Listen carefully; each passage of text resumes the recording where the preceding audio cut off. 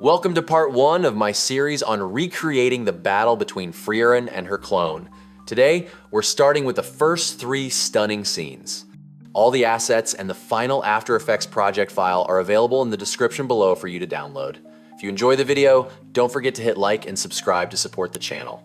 Now, let's get started.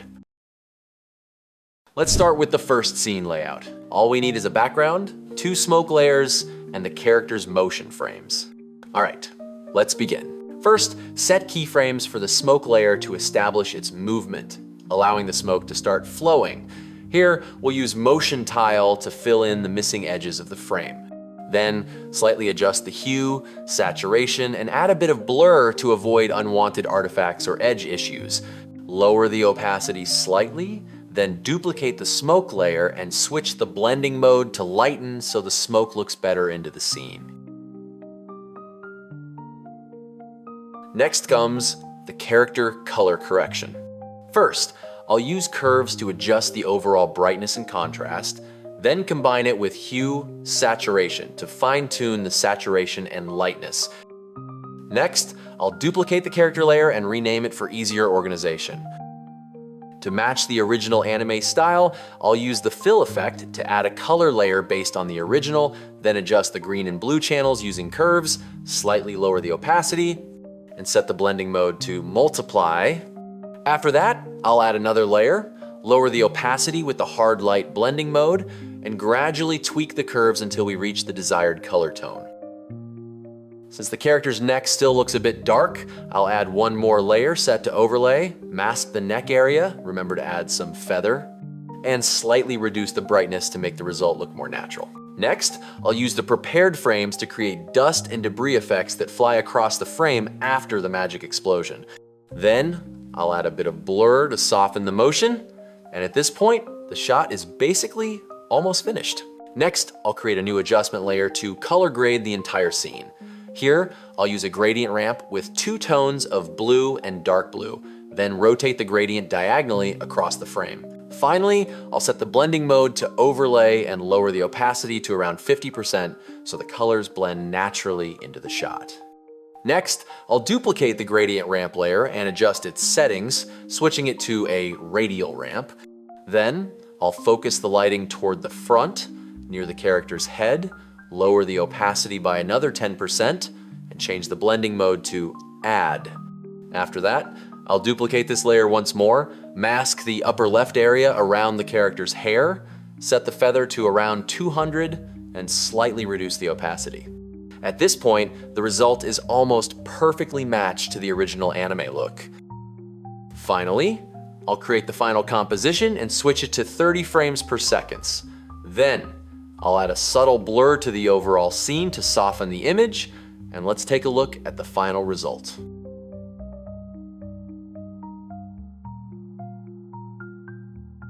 Next is scene 2. This scene is quite similar to the previous one, using the same workflow, and the result will look close to what we already have. To finish the shot, I'll add debris effects in this area. Here, I've prepared 11 debris frames to get started. First, enable 3D layer for the debris. Then set keyframes for position and rotation to create the floating debris motion in the air. Depending on the shot, you can adjust the values as needed. Here, I'll rotate it slightly, around 84 degrees. To make the debris look more natural and less rigid, I'll use the matte choker effect to refine the edges, helping them appear softer and blend better into the scene. Next, I'll duplicate the entire cut to footage and use it as a track matte for the debris we just created. Next, I'll add a hue saturation effect and adjust the saturation and lightness so the effect gradually becomes more visible. I'll add curves and refine the color layers, repeating this process until we achieve the desired result. Add another curves layer and keep refining it. At this point, you'll notice the pattern in the background gradually shifting toward a red tone, similar to the original anime scene. This technique creates a see-through debris effect while the background shifts to a contrasting color, adding clarity and depth to the shot. Repeat the same steps for all the remaining debris frames, and in the end, we'll have a fully completed shot, and honestly, it doesn't look too bad, right? Now let's move on to the final scene in this video, the scene where Frieren's clone releases a powerful, magical attack. Just like before, I've already set up the footage layers, including the character and the background, so we can start working on the effects. First, we'll add the wave warp effect to the aura frames. This effect is commonly used to create magical effects in anime, as it helps the aura feel more fluid, wavy, and alive. After getting the basic effect in place, I'll shift the timeline by a few frames to better match the motion timing. Next, I'll use the drawing tool to create a circular mask like this, and don't forget to adjust the feather to soften the edges. Then, we'll set keyframes for the mask path to create the effect of magical aura gradually bursting out from the character's body, just like you see here. You can select all the keyframes, press F9, Easy Ease, then tweak the graph editor to make the animation smoother, just like this. Next, pre-compose this aura layer and name it Aura Mask, since we'll add an extra mask to limit the effect area. At this step, you just need to draw a mask around the lower part of the feet, then invert the mask so the aura starts rising from the character's feet. Next, I'll pre-compose this layer one more time and name it Aura Effect. Then, I'll add Deep Glow to create the magical energy outline, and use Star Glow to add a blue light glow, matching the original anime style.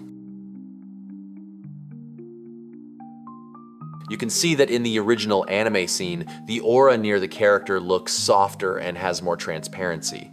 To recreate this effect, draw a mask around the required area, then set the feather to around 100 and the expansion to about 45.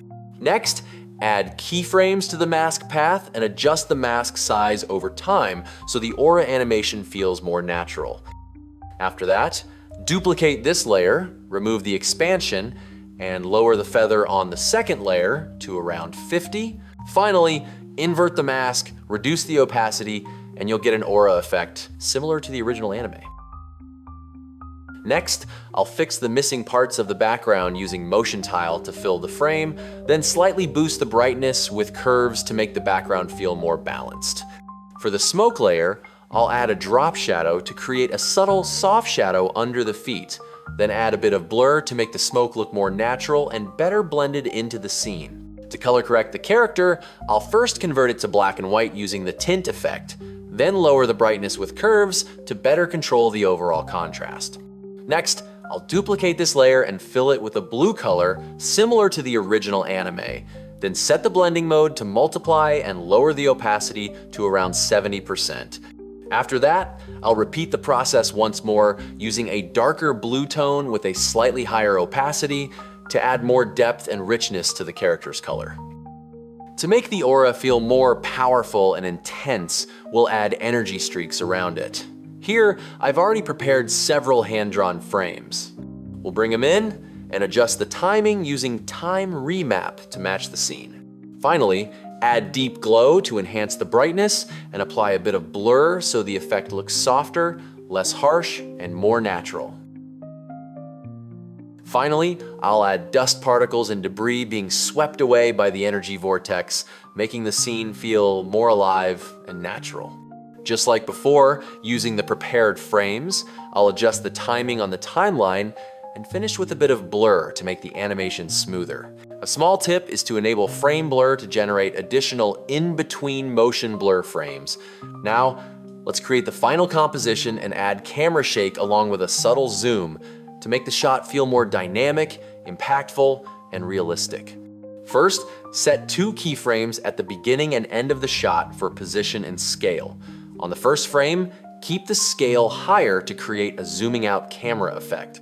Before adding the camera shake, make sure to apply motion tile to avoid edge cropping and set up a slider control so we can easily control the shake intensity later on. We'll use a wiggle expression to create the camera shake and zoom effect. The wiggle values will be linked to the slider control we set up earlier. Then, we'll keyframe the slider control so the shake gradually increases at the beginning and slowly fades out toward the end, making the motion feel more natural and dynamic. Set the keyframes to match the aura's motion. Then apply Easy Ease to all keyframes and refine the curves in the graph editor to achieve the smoothest movement possible.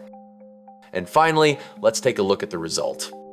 Thanks for watching. If you enjoyed the video, don't forget to leave a like and subscribe.